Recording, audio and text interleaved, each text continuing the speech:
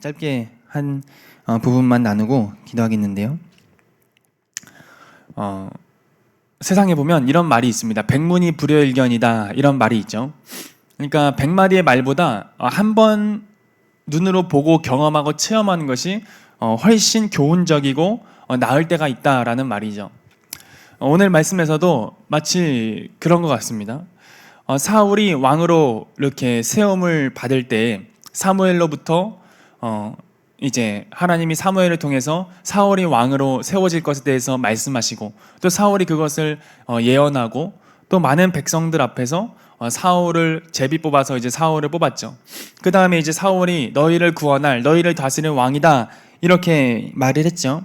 근데 우리가 어제 10장 봤는데 10장 27절 끝에 보면 요런 말씀이 있습니다. 어떤 불량배는 이르되 이 사람이 어떻게 우리를 구원하겠느냐 하고 멸시하여 예물을 바치지 아니하였다. 그런데 사울은 이것을 옆에서 알고도 그냥 잠잠했다, 이런 말이 있죠.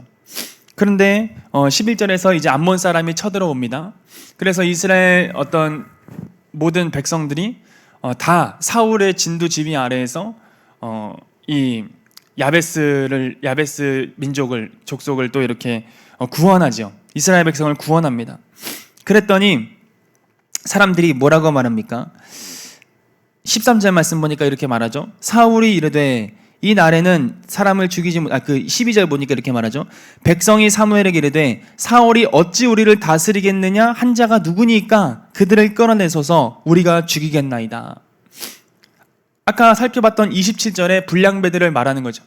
감히 누가 사울 보고 우리를 구원하지 못하겠다 이렇게 멸시하고 조롱한 자가 누구냐? 데려오십시오. 우리가 죽이겠습니다. 당신이 지금 우리를 진두지휘해서 이렇게 이스라엘 백성을 암몬 사람으로부터 이렇게 구원했는데 누가 그렇게 말했습니까? 그러면서 그들을 데리고 오십시오. 우리가 그들을 죽이겠습니다. 우리가 그들을 벌하겠습니다. 사울이 뭐라 그러죠? 사울이 여기서 뭐라 그러냐면 죽이지 말아라. 오늘은 여호와의 구원의 날이기 때문에 우리 가운데 죽임을 당하는 이가 없어야 된다, 이렇게 말을 하죠. 이 말씀을 통해서 우리가 무엇을 알 수 있을까요? 저는 이런 생각이 들더라고요. 사람이 단순히, 사람은 말도 믿지만 그 사람의 행동, 어떤 삶, 그것을 보고 그 사람이 진정한 됨됨이와 진심을 파악한다, 그것을 이렇게 알게 되더라고요. 성경에 보면 맹세하지 말라 이렇게 말하는 말이 있어요. 그 왜 맹세하지 말라는 걸까요? 단순히 맹세라는 그 자체가 죄악시되는 것이 아니라 무엇이죠? 그만큼 맹세하지 않을 만큼 진실한 사람이 되라, 그거를 말하고 있는 거 아니겠습니까? 무언가를 맹세하고 무언가를 걸고 무언가를 이렇게 내비쳐야만 어떤 것을 믿는 것이 아니라 정직하고 진실한 사람이 돼서 그냥 빈말하지 않고 그냥 거짓말하지 않고 정직하게 할 말은 하고 하지 말아야 될 말은 하지 아니하고 그냥 맹세가 필요 없는 사람이 되어라. 지금 그것을 내포하고 있는 의미 아니겠습니까? 맹세하지 말라. 예전에는 사람들이 무슨 말을 하면 잘 믿었어요. 그러나 요즘엔 많이 믿지 않습니다. 왜 그럴까요? 많은 사기꾼들이 일어났기 때문이죠. 많은 여러 방도로 이렇게 사기치고 저렇게 사기쳐서 많은 사람들로 하여금 피해를 보게 하는 사례들이 너무나 많이 있고, 그것이 또 뉴스나 어떤 언론들을 통해서 너무나 많이 사람들에게 각인되어졌기 때문에 전화 한 통을 받아도 이제는 의심해요. 그러지 않습니까?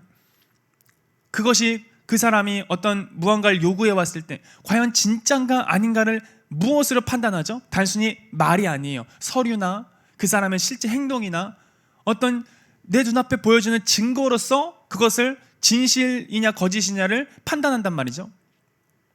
근데 저는 이것을 보면서 하나님도 이와 같을 것이다, 이런 생각이 들더라고요.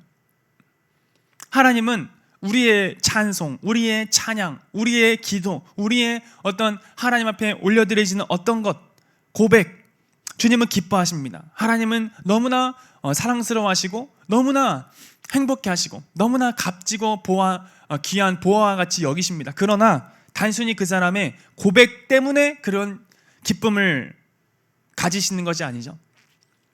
주님은 무엇입니까? 하나님은 단순히 어떤 사람의 고백, 어떤 말, 이것을 원하는 게 아닙니다. 하나님은 무엇을 원하시죠? 그 고백과 말을 하는 그 사람이 어떤 사람이냐, 그거를 주님은 확인하십니다.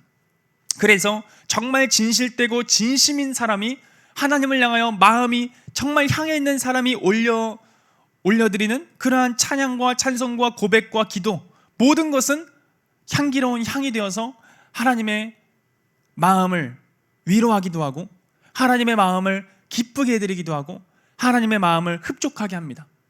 그래서 주님이 그 사람과 동행하시고 함께 하십니다. 그러나 같은 말을 한다고 해서 주님이 모든 사람을 그렇게 대하시는 것이 아니지요. 그래서 예수님이 분명히 말씀하신 것이 무엇입니까? 내 입술로는 나를 공경하나 이사야가 너에게 잘 예언하였도다 말씀하시면서 뭐라 그럽니까? 입술로는 날 공경하지만 너희의 마음은 내게서 멀구나. 주님은 그것 때문에 마음 아파하시고 책망하시고 그것에 대해서 적나라하게 그들의 정체를 밝히셨습니다. 무엇을 보고 이 사람의 진심과 이 사람의 진실성과 또 이 사람의 중심이 하나님 앞에 바른 것이냐 그른 것이냐, 그럼 무엇을 보고 판단하실까요? 다른 것이 아니에요. 단순히 말이 아닙니다. 이 사람의 삶이에요. 이 사람의 삶.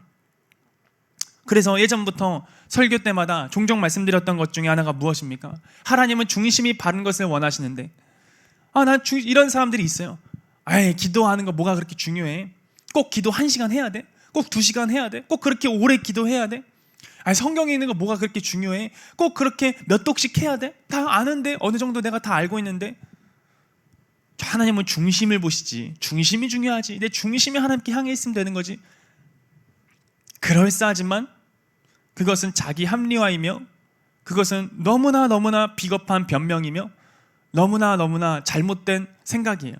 자기만의 착각이죠. 망고 자기 착각이에요. 절대 그러지 않습니다.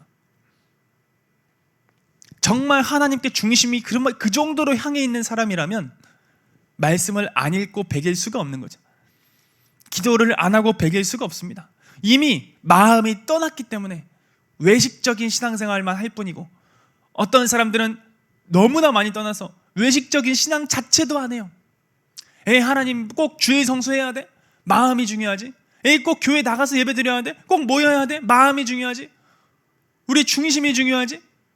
아니요. 주일 성수도 하지 못하면서 하나님을 사랑한다? 일주일에 단 하루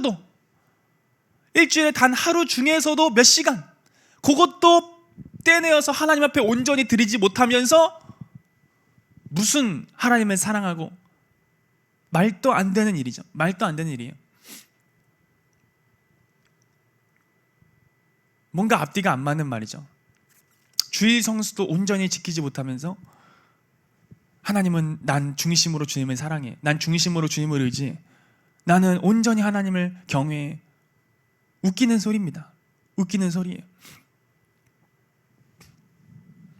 헌금도 제대로 하지 못하면서, 수중에 있는 돈 아까워서 하나님 앞에 헌금도 제대로 드리지 못하면서,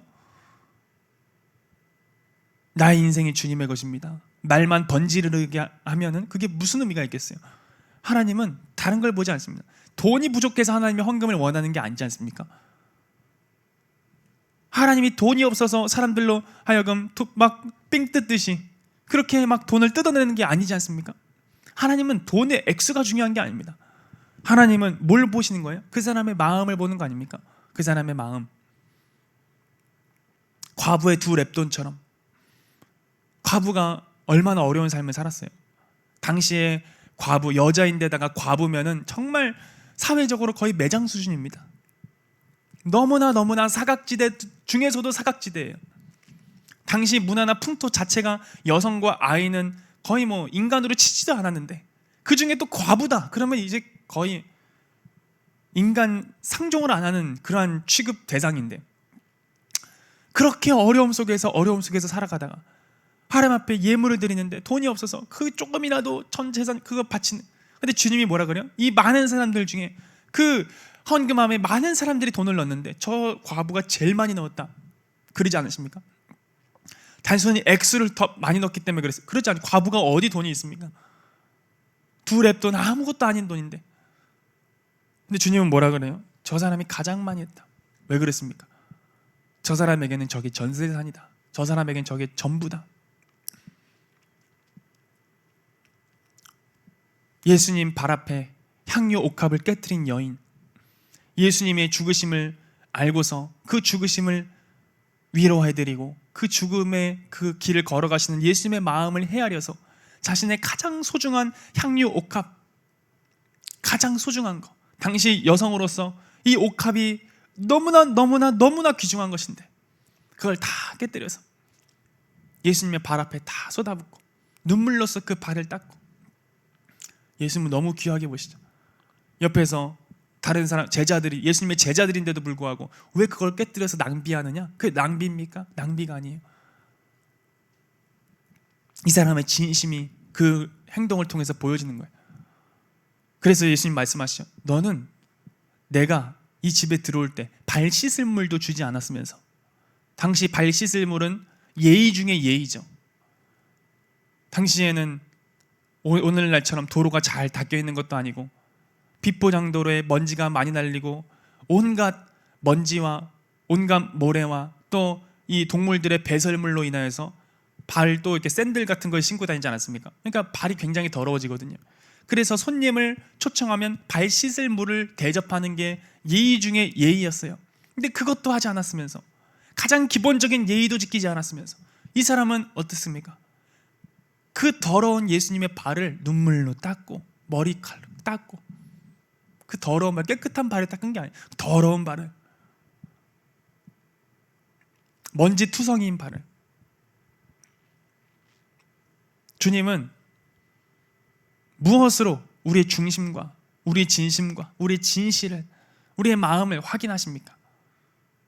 그것은 행함이에요. 행동입니다. 그래서 성경에 보면 믿음으로 의롭다 하심을 받는다고 하지만 또 다른 부분에선 행함으로 의롭다 하심을 받는다고 말해요. 의롭다함이라는 것 자체가 하나님이 주는 거 아니에요? 의롭다함을 칭하는 거 아닙니까? 그 칭의 아닙니까? 우리 스스로 난 의로워 아무리 말하면 뭐예요? 하나님이 인정하지 않는데. 칭의는 내가 하는 게 아니라 받는 겁니다. 칭의, 의롭다함을 받는 거. 하나님은 누가 의롭다고 인정하시고 누구에게 이 칭의를 베푸십니까? 아브라함이 하나님 앞에 경외함을 보일 때. 근데 주님은 그걸 언제 인정하십니까? 실제로 아브라함이 순종할 때입니다. 아브라함이 자기의 가장 소중한 것을 하나님 앞에 바칠 때. 저는 만약에 주님이 지금 저에게 그렇게 말씀하신다면 난 절대 못한다. 어떻게 자기 아들을 그렇게 번제물로 바칠 수가 있는가? 난 못합니다. 저는 못할 것 같아요. 부끄러운 말이지만 어떻게 합니까? 어떻게 해요? 그만큼 제가 믿음이 없고 하나님 앞에 참 부족한 종이겠죠. 근데 아브라함은 달랐다는 거예요. 아브라함은 내가 이 이삭을 죽여서, 단순히 순종한 게 아니야, 믿음으로 순종한 거거든요. 아브라함은 성경에 보면 아브라함은 죽은 자도 살리신 하나님을 믿었다 그렇게 말하잖아요. 그 말이 바로 이 말이거든요. 이삭을 죽여서 각을 떠서 번제물로 다 태워서 죄가 되어버린다 할지라도 하나님은 다시 살릴 수 있는 전능자시다. 선하신 하나님이 나에게 이런 걸 명하실 리가 없다. 괜히 하나님이 나쁜 분이기 때문에 이런 말도 안 되는 일을 나에게 명하실 리가 없다. 난 하나님의 선하심을 끝까지 신뢰한다. 하나님의 사랑을 끝까지 신뢰한다. 그러면서 순종한 겁니다. 그랬더니 하나님이 뭐라 그럽니까? 내가 이제야 나를 경외하는 줄 알았다. 그 전에 왜 몰랐어요? 하나님 다 아시지. 이 사람 아브라함이 갈 바를 알지 못하고 따라왔고 순종했고 걸어왔는데, 근데 주님은 확인하고 또 확인하는 거예요. 이스라엘 백성들이 출애굽하고 나서 광야의 길을 걸을 때 주님은 왜 그 길로 인도하셨다 그러죠? 저 사람들이, 저 백성들이 과연 나의 명령에 순종하느냐 순종하지 않느냐를 시험하기 위해서 그 길을 걷게 하신 것입니다. 하나님은 단순히 말이 아니라 순종과 삶으로 그 사람의 진심과 중심과 그 사람의 마음을 확인하십니다. 그래서 빠질 수 없는 것이 행위예요. 삶입니다. 행함입니다. 하나님 앞에 입술만 번지르르한 그러한 신앙생활은 절대로 인정받을 수가 없다는 사실입니다. 사울을 왕으로 세웠지만 저자가 우리를 구원한다고? 이스라엘 12지파 중에 가장 작은 지파인 베냐민 중에서도 작은 가족, 가장 작고 하찮고 비천한 그러한 가문의 아들인데 다 불량배들이 그렇게 멸시하고 조롱했지만 사울이 그렇게 행해버리잖아요. 그러니까 누가 뭘 합니까? 실제 그걸 보여줘 버리니까 뭐라 그러겠어요? 아무 말도 못하죠. 아무 말도, 보여주는 거 앞에는 아무 말이 없어요. 말을 못하는 거예요. 주님이 이걸 원하십니다. 우리는 말뿐인 신앙생활에서 벗어나야 될 점이 있습니다. 정말 우리의 신앙에서 행함이 빠지면 끝이에요. 행함이 빠지는 순간 끝입니다. 마음이 뜨거운데 행함이 차갑다? 그건 마음이 뜨거운 게 아니에요. 그러지 않습니까? 참 웃긴 거 아니에요? 당신을 열렬히 사랑합니다. 근데 맨날 방 안에서만 있어요. 그 사람을 만나러 가지도 않고 그 사람을 위해서 뭘 하지도 않고 그냥 자기 하고 싶은 것만 하면서 말만 당신을 열렬히 사랑합니다. 당신을 향한 뜨거운 사랑 때문에 내가 감히 이 마음을 어떻게 할 수가 없습니다. 당신 때문에 잠이 안 옵니다. 말은 그렇게 하면서 잠은 잘 자요. 그게 무슨 사랑이에요? 가짜죠. 안 그러겠어요? 사람도 압니다. 사람도 알아요. 근데 하물며 주님이 모르시겠어요? 주님이 다 아시죠. 우리의 진심, 우리의 진실, 우리의 마음, 우리의 중심, 그게 진실이냐 거짓이냐, 하나님은 우리의 삶의 순종과 행위, 이것으로 판단하십니다. 그래서 단순히 행위는 행위를 보는 게 아니에요. 성경에서 말하는 행위 심판, 이것은 굉장히 성경적인 거죠. 행위 구원은 비성경적인 것이지만 행위 심판은 굉장히 성경적인 것입니다. 왜냐하면 로마서 자체에서 또 성경의 수많은 곳에서 내가 행한 대로 내가 갚을 것이다 분명히 말하고 있지 않습니까? 각 사람이 행한 대로 심판을 받으리라 분명히 그냥 말 그대로 나와 있습니다. 뭘 해석할 필요가 없어요. 그냥 말 그대로예요. 각 사람의 행한 대로 하나님은 갚으시는 분이십니다. 근데 왜 주님은 행위를 보고 심판하시냐? 그 행위는 그 사람의 됨됨이기 때문에, 그 사람의 마음이기 때문에. 그래서 행위를 심판하시지만 행위를 심판하실 때 동시에 무엇이 심판되어지냐면 그 사람의 마음과 중심까지도 심판되어지는 것이죠. 왜냐하면 같은 거기 때문에. 콩 심은 데 콩 나고 팥 심은 데 팥 나죠. 내 마음에 뭐가 있으면 그게 나올 수밖에 없는 겁니다. 내 심령에 뭐가 가득하니까 그게 나올 수밖에 없는 거예요. 그러니까 우리는 나의 진심, 나의 중심, 그것을 단순히 내 고백 이런 걸로 알 수 없어요. 우리의 삶을 통해 알 수 있습니다. 내가 얼마나 죄와 싸우면서 피 흘리기까지 나아가느냐, 내가 얼마나 주님 앞에 순종하기 위해서 몸부림치며 나아가느냐, 내가 얼마나 주님 앞에 합당한 사람이 되기 위해서 주님을 닮고 주님을 갈망하며 나아가기 위해서 막 애통해하며 나아가느냐. 왜 나에겐 갈망이 없습니까 주님? 왜 나에게는 목마름이 없습니까 주님? 돈에는 그렇게 환장하면서, 이 세상의 어떤 명예에는 환장을 하면서 왜 주님 앞에는 그렇게 내 마음이 요동치질 않습니까 주님?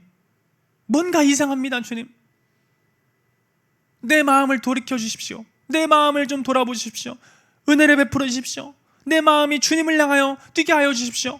이렇게 하나님 앞에 고백이라도 하면서 막 절규라도 하면서 어떻게 해서든지 나아가야 할 판에 그러지도 않으면서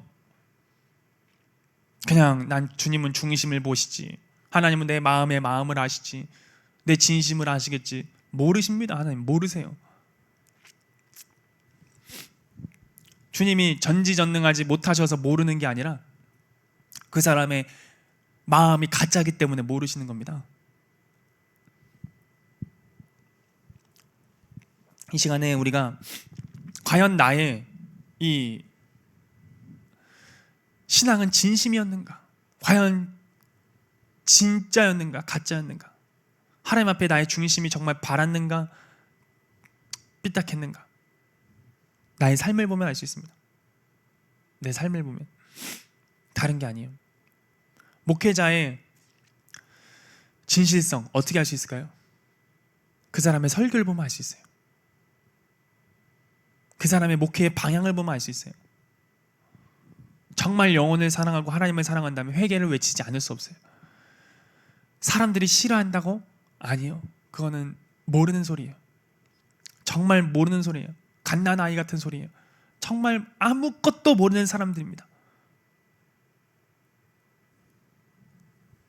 성도들이 싫어하면 그 싫어하는 마음을 쳐야 돼요. 그 싫어하는 마음 자체가 잘못됐다고 외쳐야 돼요. 왜 싫어합니까? 아니, 죄를 멀리해라 왜 싫어합니까? 하나님의 사랑해라 왜 싫어합니까? 우리가 주님 앞에 합당하지 못한 것들 돌이켜야 됩니다. 왜 싫어합니까? 주님을 사랑하지 않는 거예요. 그걸 싫어한다는 거 마음부터가 벌써 틀려먹은 거예요. 아니, 주님을 사랑하자고 모인 백성한테 주님이 싫어하는 거 우리가 버립시다 이렇게 말하는데 왜 싫어하죠? 난 이해가 안 가요. 정말 도무지 이해할래야 이해할 수가 없어요.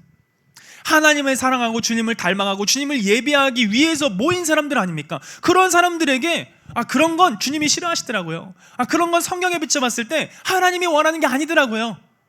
그러므로 우리가 거기서 돌이켜야 될 줄 믿습니다. 말하는데 싫어해요. 그게 어떻게 하나님 나라의 백성이 벌써 틀려먹은 거죠. 잘못된 가짜죠. 안 되더라도 힘들어하더라도 그렇게 돼야지. 맞아. 잘 안 되지. 그렇지만 내가 해야지. 주님 도와주세요. 이렇게 나가야 정상적인 반응이지. 싫어하고 왜 저 목사님은 맨날 회개하래? 맨날 왜 자꾸만 나의 어떠함을 자꾸만 들춰내? 자꾸만 맨날 잘못됐대? 왜 맨날 싫은 소리만 해? 벌써 그런 마음 자세부터가 틀린 거라니까요. 벌써 그런 마음 자세부터가.